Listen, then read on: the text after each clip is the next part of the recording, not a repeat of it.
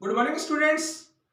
आज का हमारा ये सेशन है वो उन बच्चों के लिए है जिन्होंने सेकंड ग्रेड एग्जाम की बिल्कुल भी तैयारी नहीं की है या बहुत कम तैयारी की है या फिर उनकी तैयारी ऐसी है कि पास होने की चांसेस बहुत कम है, पास होने की चांसेस बहुत कम है। या फिर ये उन लोगों के लिए है कि जिनकी तैयारी तो अच्छी है लेकिन उन्हें ये डर लग रहा है कि कल को मेरा फर्स्ट पेपर पास नहीं हुआ या सेकंड पेपर पास नहीं हुआ तो मैं रह जाऊंगा। आज का हमारा ये वीडियो उन लोगों के लिए है।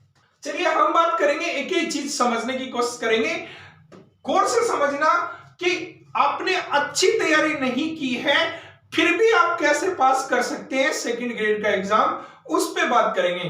पास करने की बात है यहाँ पे सिलेक्शन की बात नहीं है कि सिलेक्शन का पता नहीं होगा या नहीं होगा, लेकिन एग्जाम को आप कैसे पास कर दोगे, यानी उस एग्जाम के अंदर पासिंग मार्क्स का जो क्राइटेरिया है उसको आप कैसे क्रॉस कर दोगे। क्योंकि पिछली भर्तियों में जो कंप्यूटर अनुदेशक की एक भर्ती आई थी जिसमें बच्चे पास भी नहीं हुए थे, और अगर ऐसी कंडीशन इस एग्जाम में आ गई तो संयोग से मान लीजिए या फिर लक से मान लीजिए आपका सिलेक्शन उन बच्चों का भी हो सकता है जो बच्चे पहले से तैयारी नहीं किए हुए हैं। तो ये वीडियो आपके लिए है।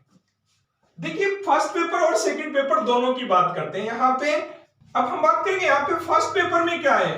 देखिए फर्स्ट पेपर में आपका 200 मार्क्स का पेपर है जिसमें 100 क्वेश्चन है, और सेकंड पेपर में आपका 300 मार्क्स का क्वेश्चन पेपर है और जिसमें 150 क्वेश्चन है। आप यहाँ पे 150 क्वेश्चन है और इसमें 100 क्वेश्चन है। ठीक है, हमें पास करने के लिए क्या चाहिए वो चीज समझने की कोशिश करते हैं। तो इसका 40% होता है आपका 80 मार्क्स, यानी 80 अंक चाहिए, और इसका 40% है 300 का 40% 120 मार्क्स, यानी यहां पे आपको 120 अंक चाहिए। तो ओवरऑल पास करने के लिए आपको चाहिए फर्स्ट पेपर में 80 और सेकंड पेपर में आपको 120, और इस वजह से दोनों पेपर के अंदर 200 प्लस क्वेश्चन जिस बच्चे के हैं वो क्वेश्चन पास होने की वजह से फेल नहीं होगा, यानी अटकेगा नहीं फेल में। तो ये मार्क्स जिन बच्चों के हैं फर्स्ट और सेकंड में वो बच्चे पास होने के क्राइटेरिया के अंदर आ रहे हैं। ठीक है, अब हम बात करेंगे यहां पे पास कैसे हो सकते हैं वो चीज समझने की कोशिश कीजिए।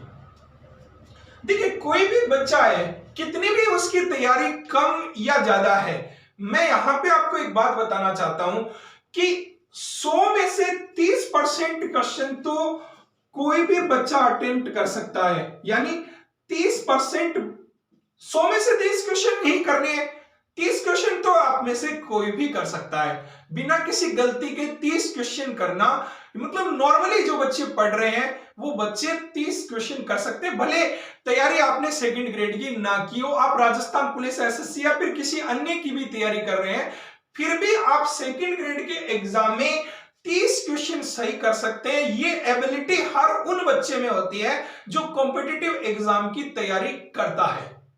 क्लियर? अब देखिए फर्स्ट पेपर में 30 क्वेश्चन, इसका मतलब 30 इंटू 2 60 मार्क्स तो आपके इस फर्स्ट पेपर में आ गए। सेकंड पेपर में जो आपके 30% क्वेश्चन सही होंगे, लगभग 30% यानी 45 क्वेश्चन, और 45 question into 2 equal to 90 marks. अभी आप पास नहीं हो रहे हो, अभी फेल हो रहे हो आप, यानी यहां पे अभी भी आपके पास है ना 70% ऐसे क्वेश्चन हैं जो आपको नहीं आ रहे हैं, और यही आपका इसके साथ भी है। इसमें 70 क्वेश्चन आपको नहीं आ रहे हैं और इसमें आपके 105 क्वेश्चन आपको जो नहीं आ रहे हैं अभी तक 70%। ठीक है, अब हमें यहां पे क्या करना है, हमें यहां पे तुक्का लगाना है। ठीक है, क्लियर? यहां पे हमें तुक्का लगाना है, लेकिन हम तुक्का कहां लगाएं और किस ऑप्शन में हमें तुक्का लगाना चाहिए वो चीज यहां पे समझ लेते हैं। यहां पे दो तरीके अपनाने पड़ेंगे आपको। एक कोई दो ऑप्शन डिलीट करो। मतलब ये समझो कि किसी भी तरीके से ये आपके क्वेश्चन के आंसर नहीं हो सकते। अब नहीं हो सकते तो ऐसी कंडीशन में बाकी बचे हुए 70 क्वेश्चन हैं, उनमें से मैं अगर बात करूं कि 70 में से आप 30 क्वेश्चन, आधे नहीं आधे से भी कम, उनमें दो क्वेश्चन आप दो ऑप्शन डिलीट कर सकते हो। तो मान लीजिए आपने 30 क्वेश्चन रखे जिनमें से दो ऑप्शन डिलीट हो गए। अब 30 क्वेश्चन के दो ऑप्शन डिलीट हुए। मैथमेटिकल प्रोबेबिलिटी का रूल क्या कहता है कि आधे क्वेश्चन आपके राइट होंगे और आधे रॉन्ग होंगे।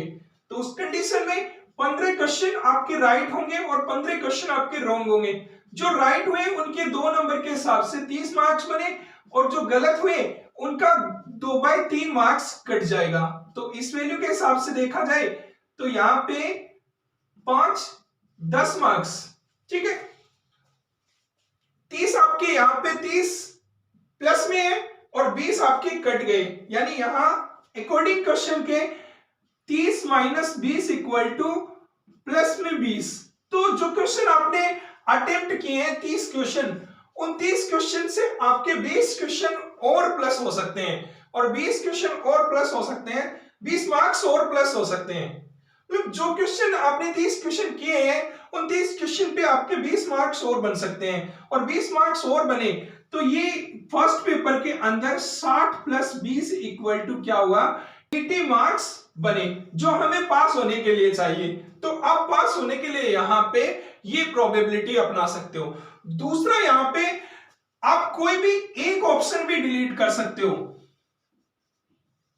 मतलब कुछ भी हो, मतलब ये पता कर लिया आपने कि भाई मुझे नहीं आ रहा ये क्वेश्चन, लेकिन मुझे ये तो पता है कि किसी भी वजह से इस क्वेश्चन का ये उत्तर तो नहीं होगा। अगर ऐसे क्वेश्चन आपने, बाकी कितने क्वेश्चन बच गए, 70 में से 30 ले लिए, अभी आपके पास 40 क्वेश्चन बचे हुए हैं। अगर उन 40 क्वेश्चन में 20 क्वेश्चन भी आपने अगर ऐसे छांट लिए, 20 क्वेश्चन भी आपने छांट लिए, तो मैं उन 20 क्वेश्चन की कैलकुलेशन बताता हूं। क्योंकि आपका एक ऑप्शन यहां से डिलीट होगा तो यहां आपका जो क्वेश्चन के सही होने की जो चांसेस है वो 50-50 नहीं होगी। क्योंकि यहां पे आपके सामने 4 ऑप्शन है और उन 4 ऑप्शन में से 3 ऑप्शन आपने लिए हैं और एक ऑप्शन आपने क्या कर दिया है, डिलीट कर दिया। तो अब 3 है और 3 में अगर देखा जाए तो 3 में से 1 यानी 1/3, तो सही होने की जो प्रोबेबिलिटी हुई वो 1/3। इसका मतलब इसमें 1 और 2 का रेशियो रहेगा, 1:2। तो 1:2 का मतलब 2 क्वेश्चन आपके गलत होंगे और 1 क्वेश्चन आपका सही होगा। मैथमेटिकल प्रोबेबिलिटी के हिसाब से आपका यहां पे 1 क्वेश्चन गलत होने वाला है और 2 सही, सॉरी 1 क्वेश्चन सही होने वाला है और 2 क्वेश्चन गलत होने वाले हैं। तो इस अकॉर्डिंग देखा जाए तो अगर 1/3 का रेशियो भी लिया जाए तो चलिए मैं यहाँ पे 6 क्वेश्चन को सही कर देता हूं और यहाँ पे बाकी बचे हुए 14 क्वेश्चन को गलत कर देता हूं। अब 6 क्वेश्चन अगर सही हुए हैं तो उन पे भी हम यहाँ पे कैलकुलेशन करें तो सही 6 क्वेश्चन के नंबर हुए 6 दूनी 12 मार्क्स आपके आए हैं और जो गलत आपके 14 क्वेश्चन हुए हैं तो उनका 2/3 अगर कैलकुलेशन में लाए तब भी 9 मार्क्स आपके कटेंगे। तो इस बेस पे देखा जाए तो 3 मार्क्स अभी भी आप प्लस में रहेंगे और 3 मार्क्स प्लस में रहे तो इसमें फर्स्ट पेपर में प्लस के 3 मार्क्स और जुड़ जाएंगे और इस प्लस के 3 मार्क्स और जुड़ जाएंगे तो ये आपका 83 का स्कोर रहा। तो 83 में आप आराम से फर्स्ट पेपर को पास कर सकते हैं। अगर इसमें से हम 2 ऑप्शन डिलीट कर सकते हैं, कोई 2 ऑप्शन, तो 2 ऑप्शन में से हमारी प्रोबेबिलिटी बनेगी। तो उन 2 ऑप्शन में मान लीजिए ऐसे हमने 50 क्वेश्चन अटेम्प्ट कर लिए, बाकी 150 में से 50 है, ध्यान रखना 150 में से 50 है, तो उन 150 में से आधे क्वेश्चन यानी 25 क्वेश्चन मैथमेटिकल रूल के हिसाब से, प्रोबेबिलिटी के नियम के हिसाब से यहां सही होंगे और ये गलत होंगे और जो सही होंगे उनके 2 मार्क्स के हिसाब से 50 मार्क्स बनेंगे और जो गलत होंगे उसके 2/3 के हिसाब से कट जाएंगे। तो ये 50/3 यानी क्या हो गया, लगभग 17 मार्क्स आपके कट जाएंगे।